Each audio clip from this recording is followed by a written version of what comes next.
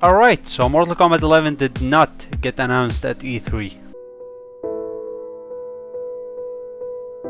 Ed, no game. What's going on? I wish I could, chomping at the bit to talk about stuff, but at the moment we have nothing that we're announcing.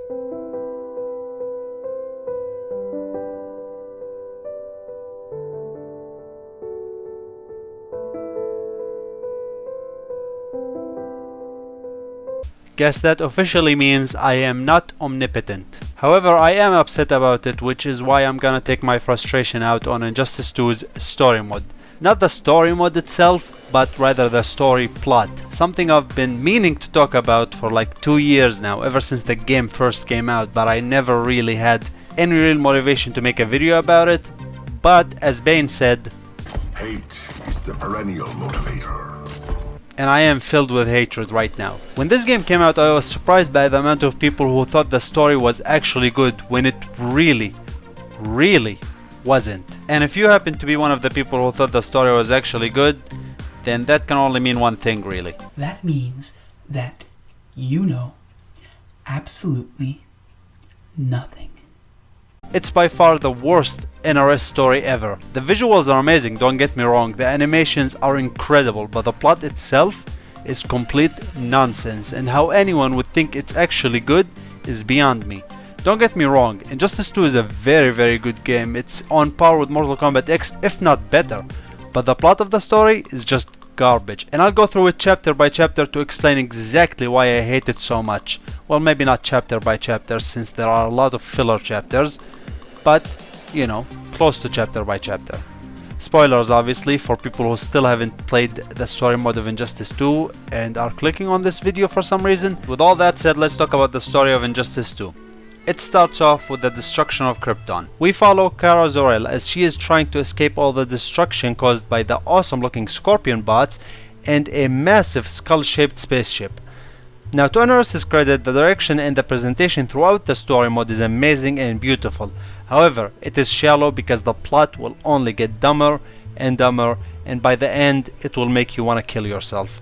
So Supergirl hides behind a destroyed wall, which is fine until she decides to go out of cover to check the awesome looking scorpion bots, who naturally spot her but somehow don't spot the guys armed with guns who are standing like 2 feet in front of them. Like seriously, you're gonna tell me that the scorpion bots noticed this bitch behind cover but not the gang of time shift soldiers who are standing right in front of them off camera? Or are we supposed to believe that they popped in out of nowhere just before the scorpion bot was about to murder Supergirl? The scorpion bots engage the soldiers, killing them very easily, obviously, as Kara makes her escape through a very small and narrow tunnel, and at no point during that time did the scorpion bots think about using their spear to capture this lovely lady. I mean seriously, they've been shown to use their spear frequently, but when it matters they apparently don't use it. They could have captured her with that spear move here, instead of running after her like a moron bot. Or better yet, they could have done it here while she was going through the tunnel and struggling. Had this fucking scorpion bot shot his spear, he would have effectively ended her life in the most embarrassing way possible, with a spear up the ass. Just shoot your damn spear through her fucking ass, you fucker. Anyways, Kara gets to witness the ship rip out one small town from a distance and then just fly away. Wait, what? You wanna tell me that this fucker took one small town and then thought to himself, well, that's it. I've done my job here today. Time to go fuck another planet up, homie. He either already took out other major cities on Krypton, assuming there are other cities on Krypton or places on Krypton that are not related to Superman or Supergirl, or he really did just take this very specific small town and leave. Either way, it's stupid because he also forgot his scorpion bots there. I know they are only bots, but come on, bot lives matter. Alright, so one thing I don't understand here is why Superman's mother didn't ride with him in the spaceship. Kara's mother couldn't, right? Because 2 adults wouldn't fit in one small spaceship, and also she needed to buy her daughter time using her face. But Kal-El at this point is still just a baby. Think about that. He is like 10 times smaller than the size of an average human or a Kryptonian. So unless his mother was fat as fuck, she could have easily fit in there with him. And you know what? As a matter of fact, his father could have also squeezed in there with his son, if he wanted to. Unless they both got murdered sending him to Earth, one of them could have easily fit in that spaceship with Kal-El. Am I the only one who's seeing this shit? And please don't give me the no they won't fit in bullshit. Because look at Kara. She clearly has room for a baby in there with her. And both ships are pretty much the exact fucking same.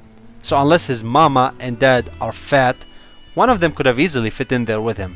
Moving on. We get to see Bruce Wayne give a dumbass speech about why Superman turned evil.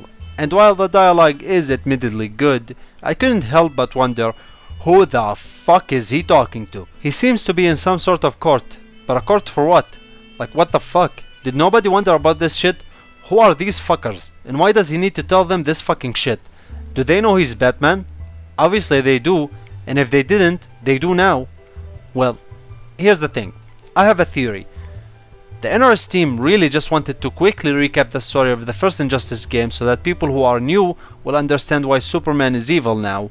But this is seriously the worst way to do it, because instead of having Bruce Wayne maybe talk to Superman and have a call back and forth between them with hints of what happened before, to reward both people who read the comics and played Injustice 1, although the comics don't matter all that much because they are apparently non-canon, and also to establish to new people that Superman is indeed an evil fucker in this game, they basically have Batman narrating it to faceless, nameless people who have nothing to do with the story of this game.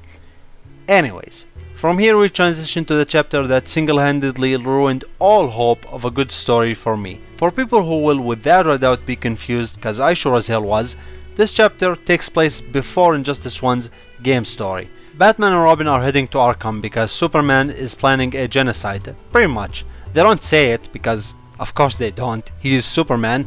They would never put genocide on the resume of the most recognizable superheroes ever. They just say, he is pulling prisoners out of Arkham. Honestly? Like what the fuck does that even mean? With that wording you'd think he is freeing prisoners out of Arkham, but no, obviously he's not. He's also obviously not gonna send them to rehab. He's planning on murdering them, like he's gonna kill every last fucker. He's gonna commit genocide. Fucking hell. But before Batman and Robin could get there to stop Superman, Cyborg hacks their jet and sends it back to the Batcave, so they have no choice but to eject. As they are landing, Cyborg shoots a blast of energy at Robin that causes him to lose his balance and almost die. But Batman doesn't seem to fucking care about that, he only says, "A warning shot, Cyborg." You what, mate? This story, man. Okay, a warning shot. Cyborg almost killed this little fucker, which wouldn't have been a problem with me, like I'm all for Damian Wayne fucking dying. Now regardless of whether Cyborg meant to or not, you'd think Robin's own fucking dad would be just a tad bit angry and have something more to say than, "A warning shot, Cyborg." Fuck Batman. Anyways, so Batman beats Cyborg, fuck Cyborg. Robin then joins Batman and oh look, he's hurt. It's almost as if that warning shot almost fucking killed the little fucker, or potentially crippled his fucking son for life. A warning shot, Cyborg. Fuck Batman. But we all know that Batman doesn't really give two bits of fuck about whether someone gets crippled or not. So you won't kill, but you're fine with traumatic brain injuries. You know, Robin says this as a joke, but really, what the fuck? This guy will never be able to do anything ever again. Batman pretty much turned him into a fucking vegetable. He might even have an internal bleeding in his brain. He could be fucking dead in like 5 minutes for all we know. Batman then fights Wonder Woman and of fucking course he wins, yet again, against someone who is actually on the level of Superman. Wonder Woman has been established as this fierce warrior who can go toe to toe with characters like Superman and sometimes even beat him. But Batman, this guy who has nothing to use against Wonder Woman, somehow beats her in a hand to sword and shield fight? How? I don't fucking know. You know, I love Batman as much as anybody, but this is just bad writing. This is just terrible writing. Like, how the fuck can a human who has nothing, by the way, he's got nothing to use against Wonder Woman. I think I already said that, but I'll say it again and again. He has nothing to use against Wonder Woman, yet he somehow fucking beats her for no fucking reason. Other than he's fucking Batman.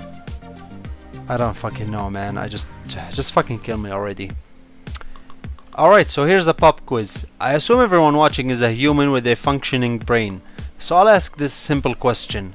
Superman's supposed to be as fast, if not faster than the Flash, who can move at such ridiculous speed that it always bothered me while looking at this story why he doesn't just kill everyone in this prison before Batman has a chance to even get in his jet.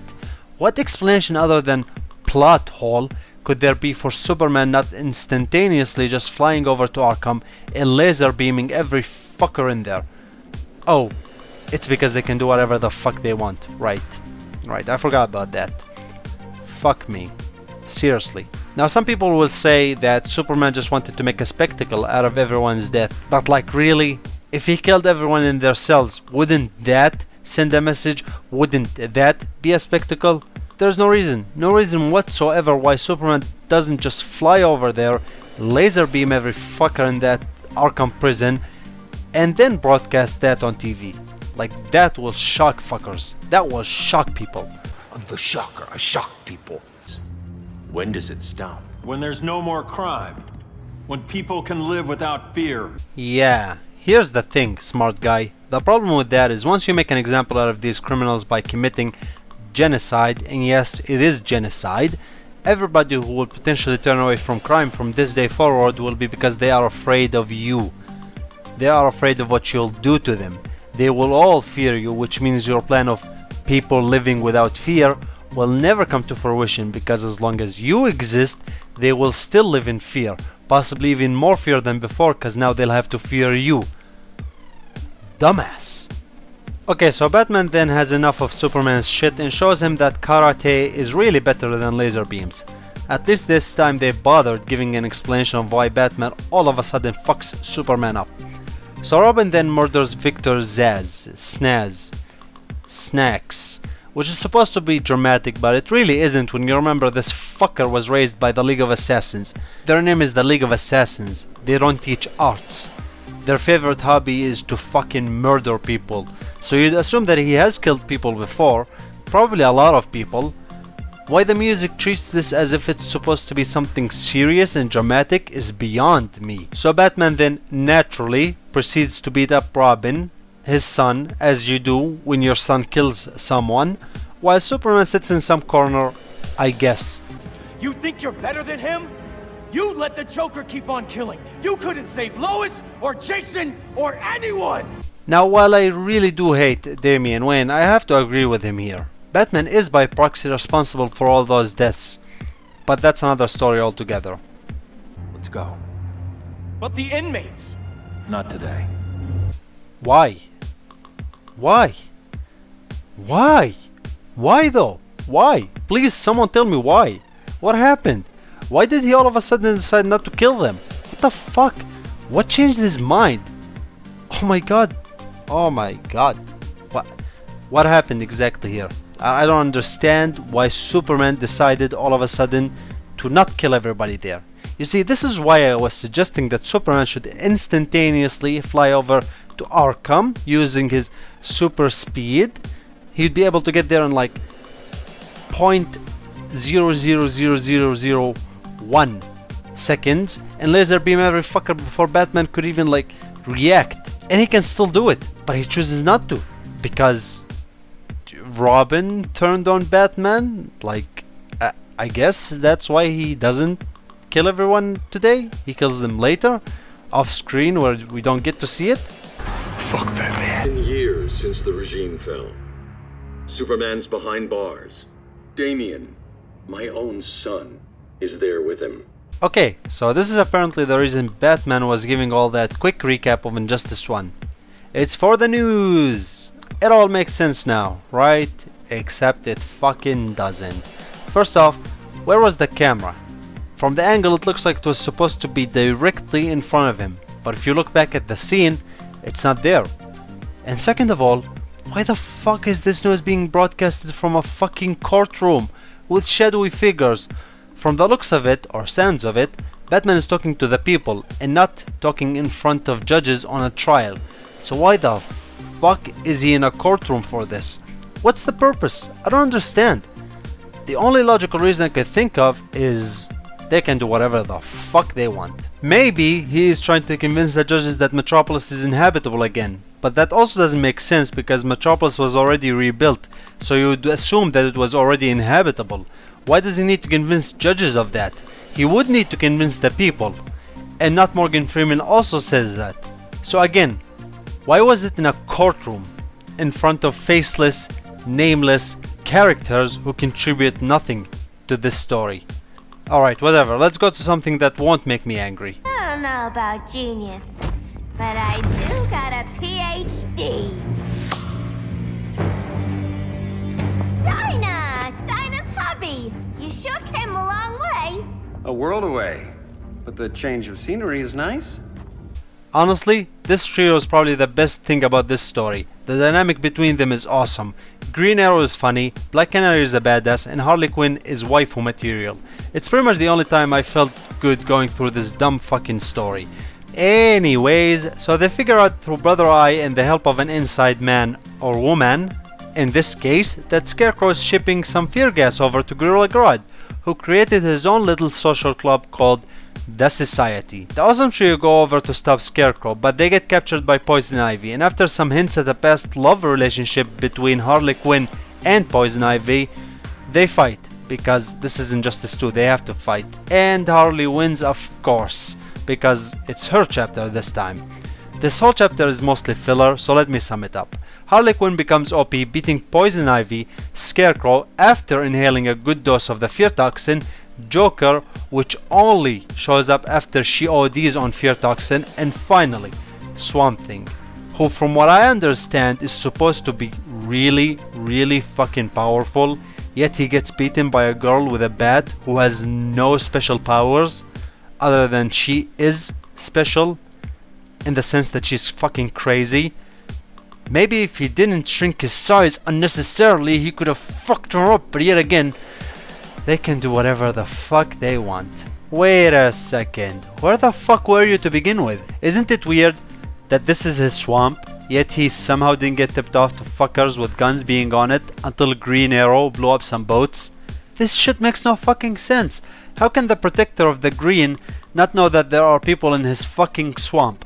The swamp he's supposed to be fucking protecting. Just fucking kill me already. From this dumb filler scene, we cut to more, not filler, but still dumb scene, where we learn that Kara is actually on Earth. Well, she's actually in space, but she, uses her super speed and flight to go back to Earth. She explains that Black Adam found her in space, because, Black Adam would just be wandering in space, and just so happened to find her ship, know who she is, and bring her to Earth, make a suit for her, and had Wonder Woman train her to use her abilities. Oh boy, that Black Adam, he's a very clever fella, he is. Alright, I'll admit something. I know nothing about the comic book version of these characters, but here's the thing that bothers me in this little scenario. Kara left Krypton the same time that Superman did. That would be like 30 years ago at least, because I assume that Superman is like 32, 33 years old.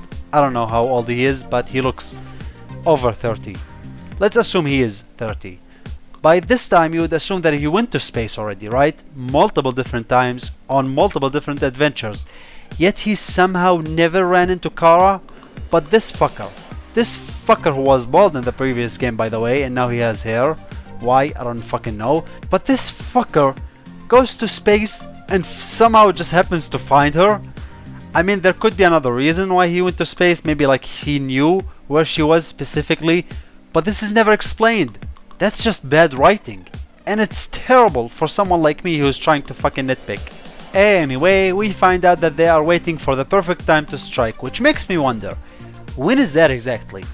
Sure, you need a plan. Well, actually, you don't when you have a Superman 2.0 on your team. What kind of plan do they really need? Realistically, what plan do they want to make with a Superman 2.0 on their team, who can't wait to break Batman? Isn't that Batman's thing? Enough preparation time? With prep time he can do this, with prep time he can do that. But he doesn't even know about Kara, so he wouldn't be prepared for her to just fly over there and snap his fucking neck, would he? Wonder Woman knows Batman is Bruce Wayne, who is not hiding from anyone at this time because he doesn't perceive anyone as a threat since Superman is in jail and he is the only Kryptonian on Earth. That's at least what Batman knows. But now there's another Kryptonian that Batman doesn't know about. So here's my plan. Wait for Bruce Wayne to make a public appearance and just use your super speed to go over there and break his fucking neck before he can say Superman but with tits is an actual thing? Like, how can this plan possibly fail? She can apparently go into outer space without him knowing, so I assume she can also go to Metropolis or Gotham using her super speed and just break his fucking neck. But nope, they need to wait for the perfect time. I guess that perfect time will be when unicorns arrive. We transition over to Gorilla City, where we meet Caesar and the Society. We get to hear a very lovely speech from the gorilla himself. Although he is a smooth talker, I never could understand his plan in this story. I don't even think he has a plan, to be honest. At first you think he wants to take over the world, which is stupid because why he thinks that he can succeed where what amounts to a god, or at least a god wannabe, failed is beyond me. But then as the story moves forward, we learn that he's actually working for Brainiac, which again is stupid because why he thinks that Brainiac, who literally harvests planets, would let him live after he harvests Earth is beyond me. But then, in a twist that everybody expected, so it's not really a twist, he actually wants to betray Brainiac and take over the galaxy himself, which is just beyond stupid because I have no idea why he thinks he can operate that alien ship. I mean, I understand he's smart, but it's a fucking alien ship, so why the fuck does he assume that he can operate it? You see, this is my problem with NRS. If they don't really focus on one character, it's not even about focusing on one character. If they don't like a character or they don't think a character fits somewhere in their story, they'll turn him into a completely different character from what he's supposed to be, right? Because Gorilla Grodd is supposed to be very intelligent, and they turned him into a complete moron who at first seems threatening, but later on he gets killed by a guy whose superpower is literally just talking to fish. Fuck off Grodd, and fuck you scriptwriters, Deadshot is awesome. Why you gotta call the only good character in your story a dog? Anyways, Green Arrow and Black Canary manage to fuck Catwoman and Bane up. Then Doctor Strange shows up, Dr. Fate shows up. I know Dr. Fate was created before Doctor Strange, but who gives a fuck? Dr. Fate is here to warn Green Arrow and Black Canary of a grave threat that's coming. And instead of helping against this threat, he wants to run away with them and hide. Why? I don't fucking know or care. He is useless in this story and only shows up at pointless times to say pointless things. He looks awesome, but doesn't really contribute much of anything to the story. He gets his ass handed to him, so yay.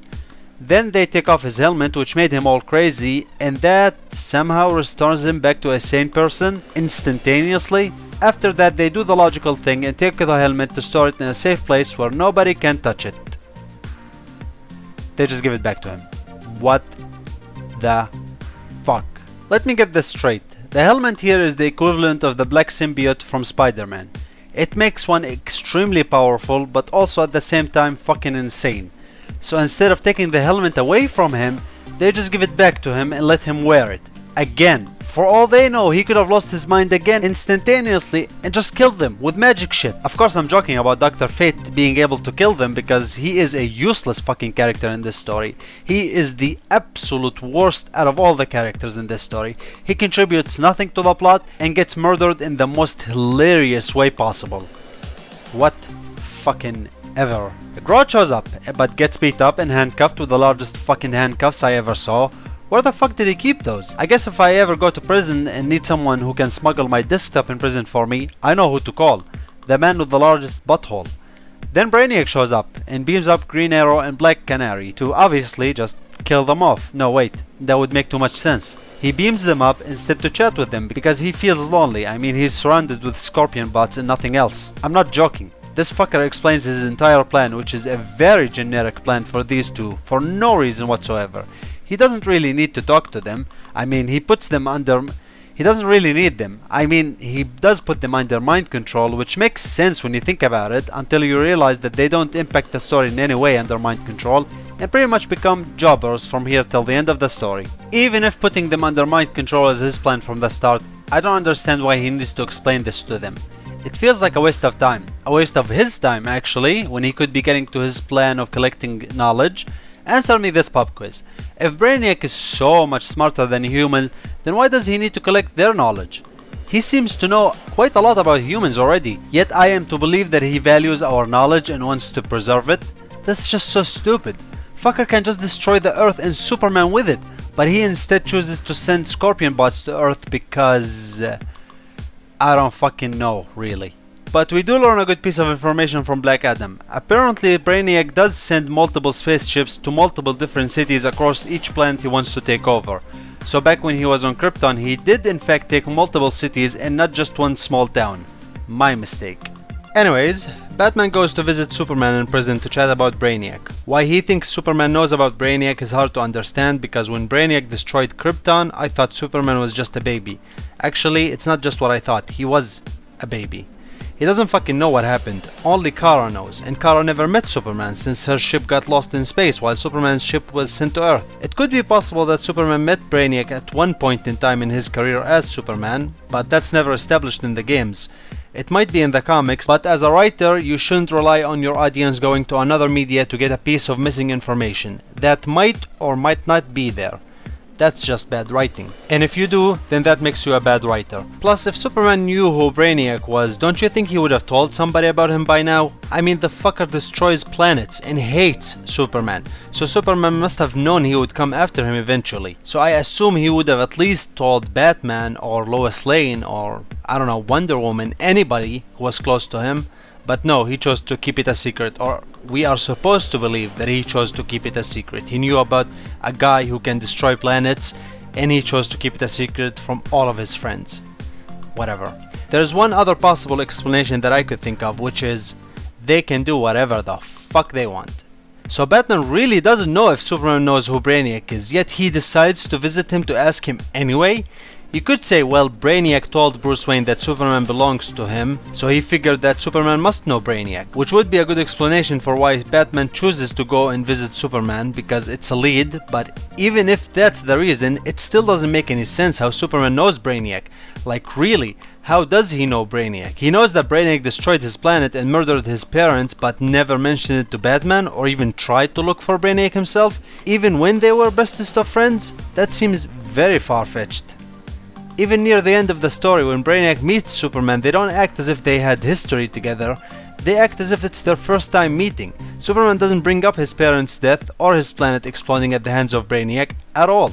It's as if he forgot about all that shit. The only thing he does is say in a very monotone voice, "That was for Krypton."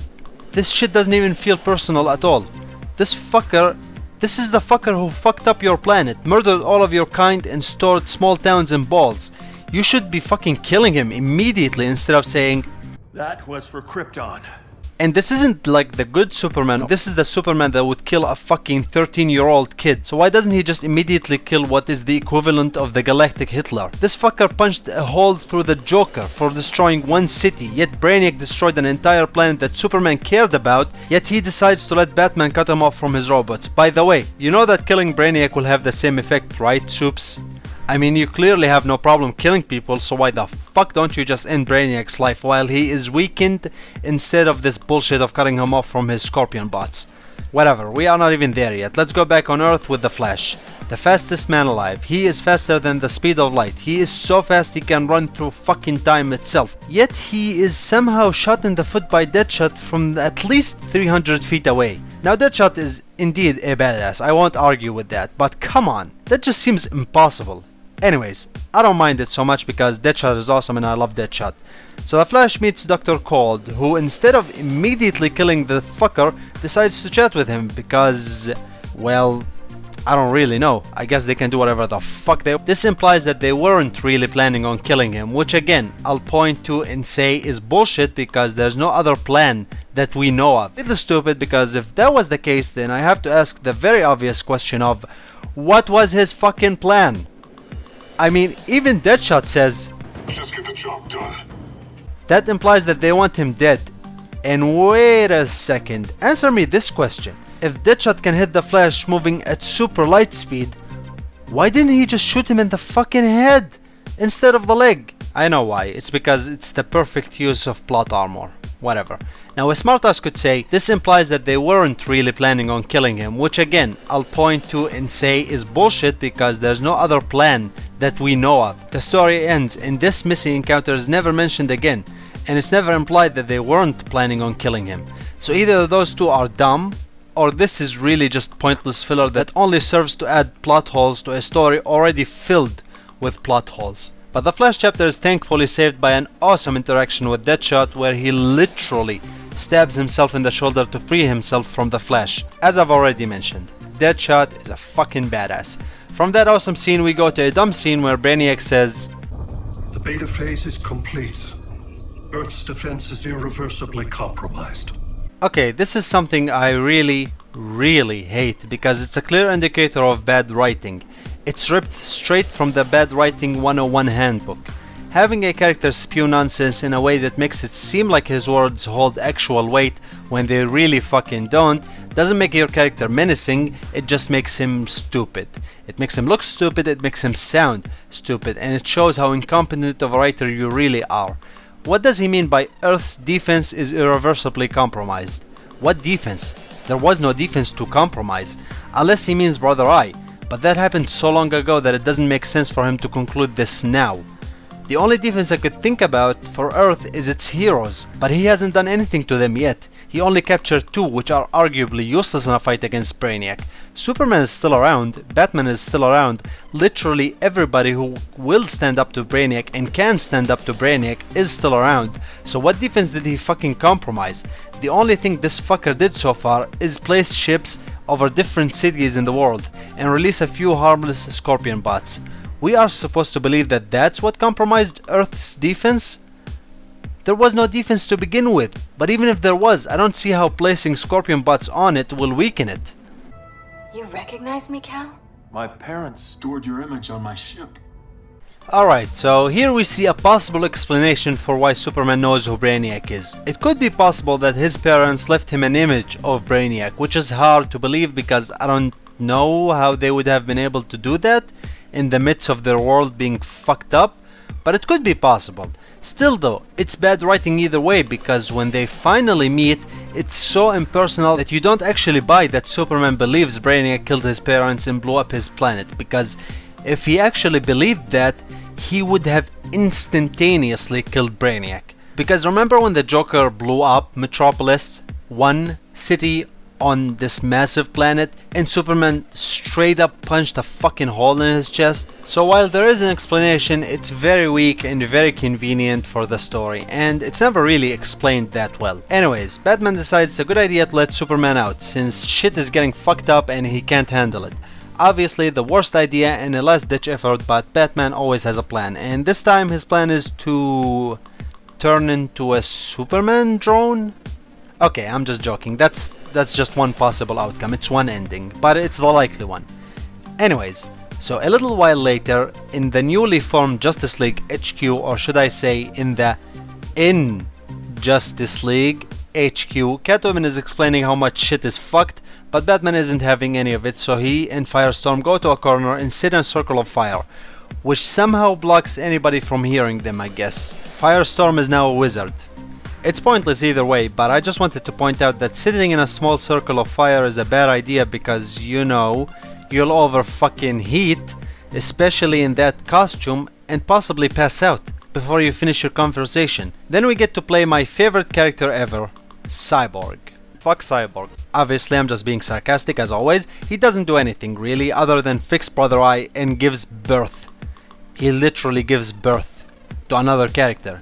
So Supergirl learns that Wonder Woman is kind of a shit person in this alternate reality when she straight up stabs my waifu, and when she goes to tell her to Superman, she is surprised to learn that Superman is also a dick in this alternate reality. Which begs the question, what did she think Superman was in jail for all this time? I mean, she must have asked at one point or another why Superman was in jail. I genuinely want to know what reason Diana gave for Superman being in jail all this time. Like a guy who can shoot fucking laser beams out of his eyes isn't going to jail for shoplifting. So what the fuck did you think he was in jail for? So Brainiac is as fed up with this dumb story as I am and wants to end it as soon as possible. Thank you, Brainiac. He starts extracting cities early. Superman tries to stop him but gets fucked up. He straight up gets blown, not even to pieces, but to dust. He goes poof. It is the best news I've ever heard. Unfortunately, Superman comes back like 5 minutes later with zero explanation as to how. I'm not lying here. They don't give any explanation. Like, at this point, they just stopped giving a fuck about actually explaining things in a way that makes sense. and they just bring back characters that got blown away to bits, actually to dust, with no explanation. Now you might say Brainiac teleported Superman to his ship, but nope, even Brainiac thinks Superman is dead. So when he comes back, it's really stupid because how the fuck did he survive that? Why the fuck did he disappear, if he survived that?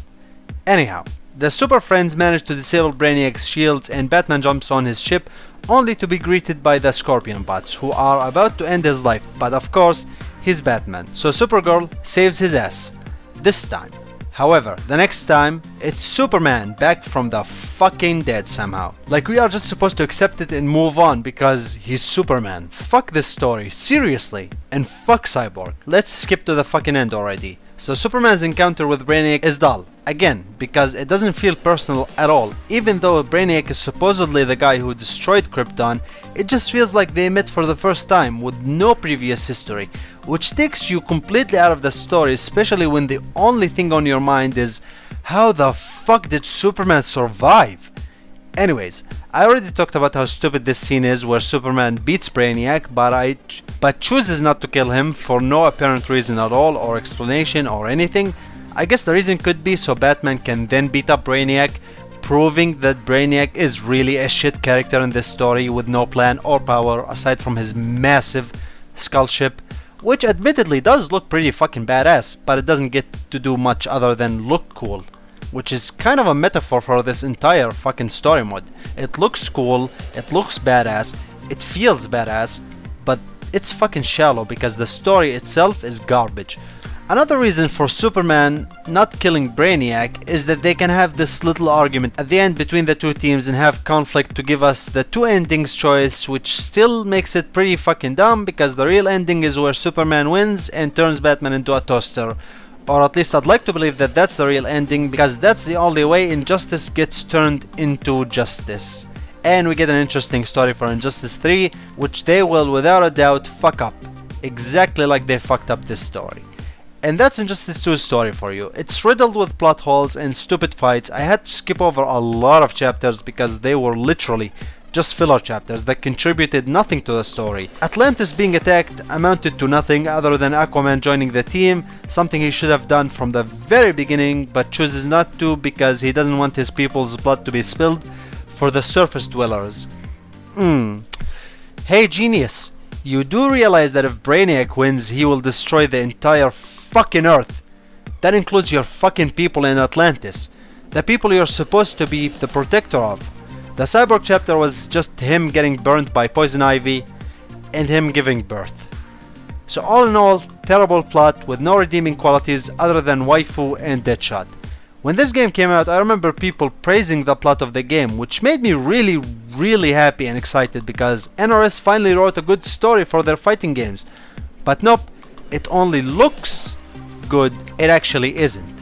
Now obviously whether I like the story or not is subjective, but remember this, the plot holes are not subjective, they are objective. I hope you guys enjoyed my little rant. I am really still upset that Mortal Kombat 11 did not get announced yet, so I took it out on this game. A lot of it was obviously subjective, but I did have some points in there that I wanted to keep as objective as possible, like plot holes and little nitpicks here and there. So anyways, again, I hope you guys enjoyed this rant, and until next time, stay awesome. I'm a woman? Now I'm yelling.